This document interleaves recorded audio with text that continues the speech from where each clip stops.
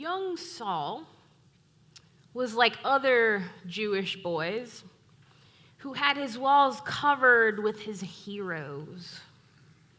No, not Stephen Curry or LeBron James and Aaron Rodgers, but with those in the tales of heroes he was told about all his life.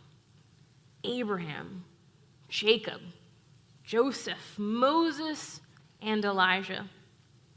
The prophets and martyrs of old, the ancestral traditions, purity, tithing, and the relevance of the law of Moses for today was Saul's wheelhouse. The prophet Elijah was his favorite. He even had trading cards of the prophet Elijah. This is why Saul was a Pharisee.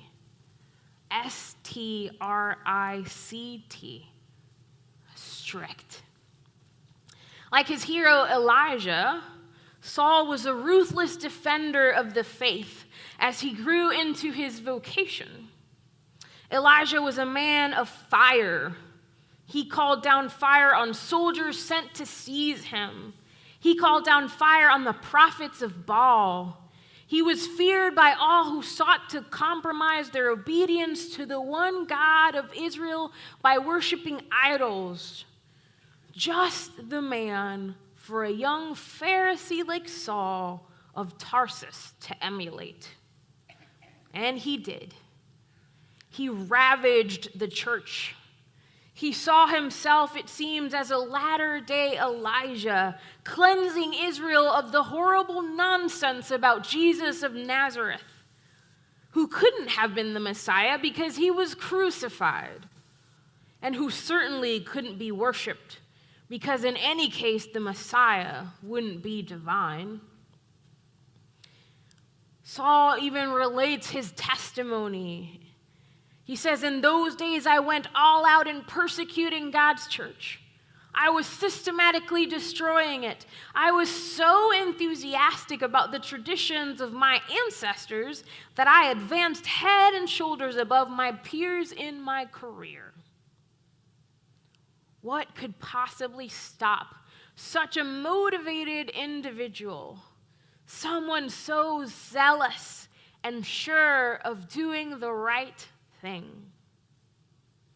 Saul was confronted with the revelation of the risen Jesus. He literally came up against this reality, the dramatic, life-changing truth of the gospel of grace. He says, "Even then, when I persecuted the church, God had designs on me. Why, when I was still in my mother's womb, he chose and called me out of sheer generosity. Now he has intervened and revealed his son to me so that I might joyfully tell non-Jews about him." So in an act of tremendous courage and God-driven reconciliation by one of those who lived with fear of Saul's wrath, God leads us to those risky, uncomfortable places after all. Ananias came and ministered to Saul in his time of need and distress after being confronted with Christ. And Saul became Paul. Commissioned by God, he became an apostle, a Christian teacher, called to proclaim and teach the gospel, and called specifically to Gentiles, those others, those of a different race and ethnicity that until then had been separate from the chosen Jews. Now, it was 3 years before Paul went to Jerusalem, and once he went, it was for a little while only, for he was called as a missionary to other places. And on one such journey, it took him to the region of Galatia.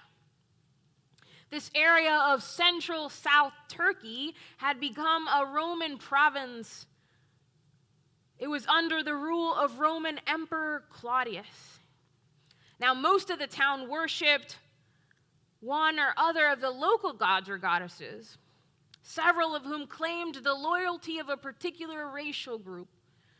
Some had started to worship the emperor himself, and with him the power of Rome.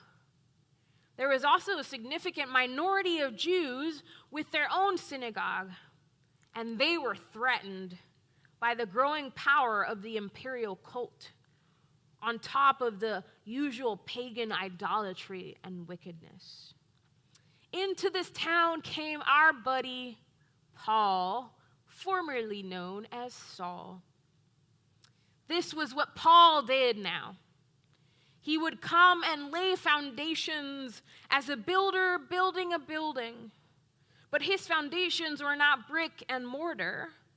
They were truths revealed to him, truths that had transformed his life, truths that were taking the world by storm.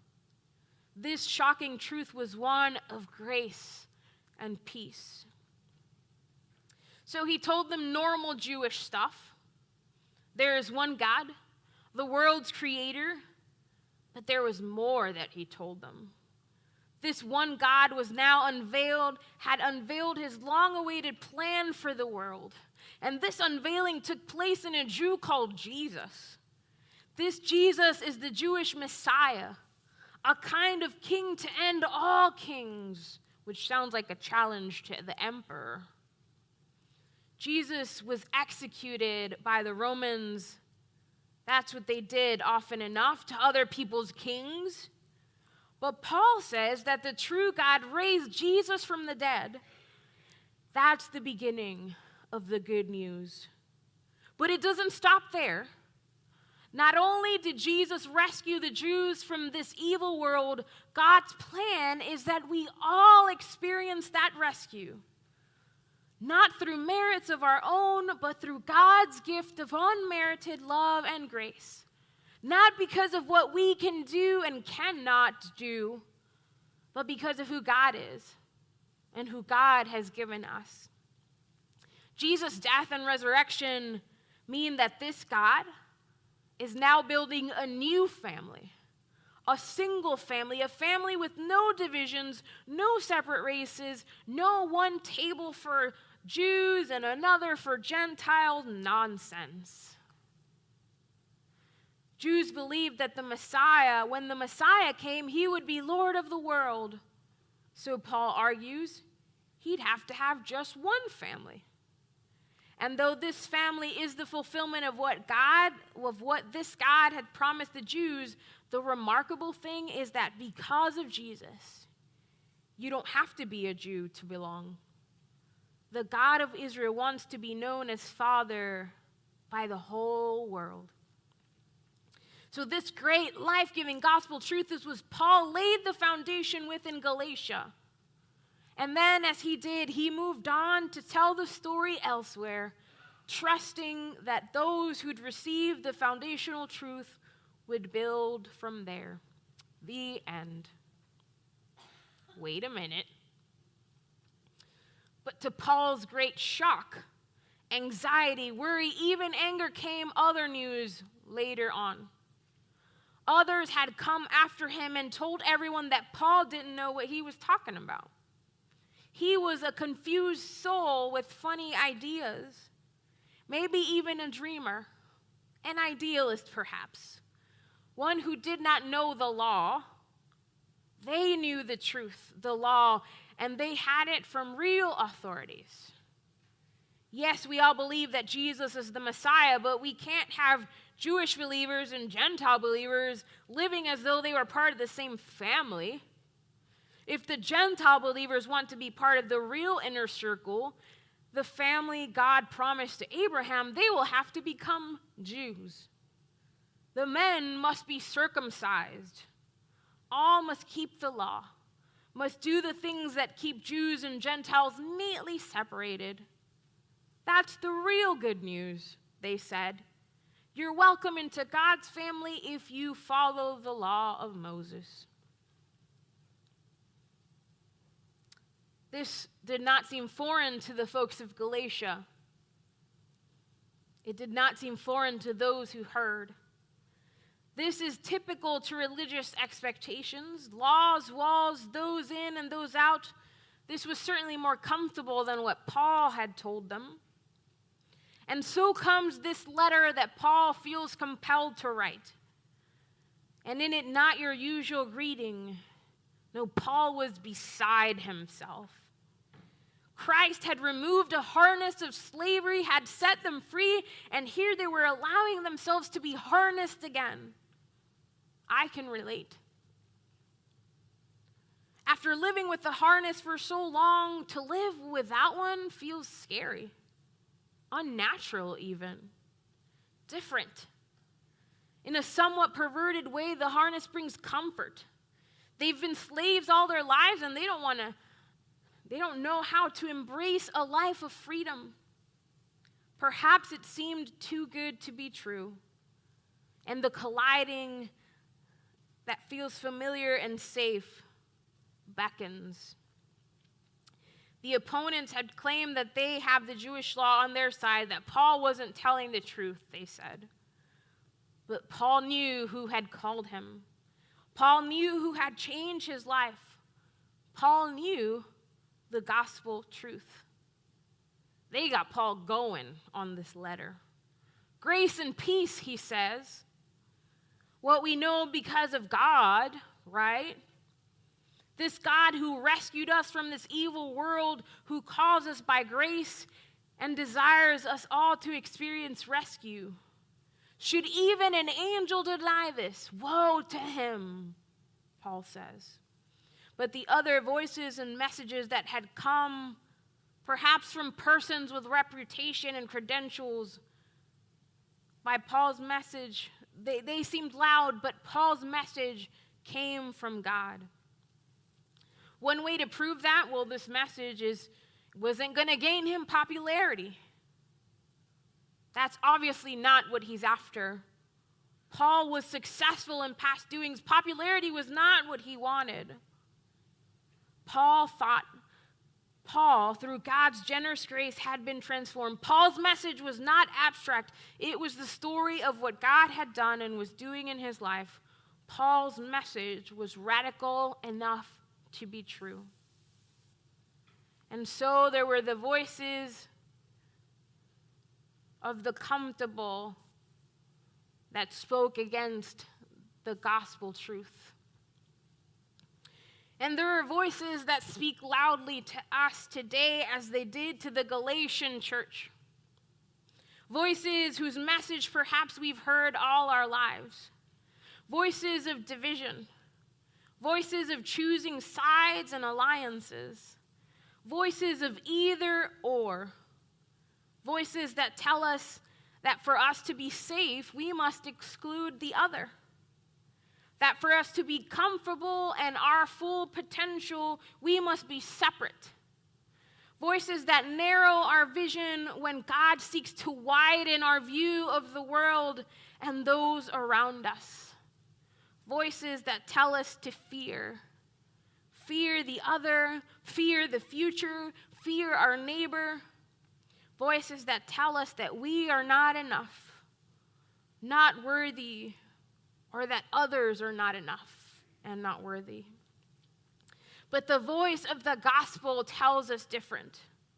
The voice of the gospel tells us both and. It says protect, care for, love the veteran, and also the stranger. Not either or, but both and. It tells us to love our neighbor and to pray for those who persecute us. Not either or, but both and. It tells us to love others and to love ourselves. It tells us to lose our life and gain it the same. To proclaim the gospel in our neighborhood and in the world. To be free and to be Christ's servants, the only true freedom. And when the other voices come down out the gospel of truth, those voices try to drown out the gospel of truth. God continues to call us by grace to God's life-changing, unpopular, uncomfortable, barrier-breaking gospel. The ever-patient God continues to speak and nudge and sometimes shout and call us to more. It's funny that we struggle the same ways today as those in Paul's time. I'd like to think we're changing for the better, even if at a snail's pace. But what strikes me continually is God's patience and God's perseverance.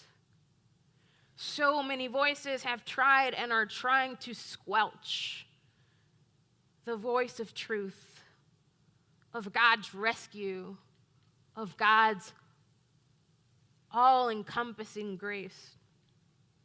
Which voice will you choose to listen and believe? The voices of wall building or barrier breaking? The voices of the law and separation or the voices of grace that embrace?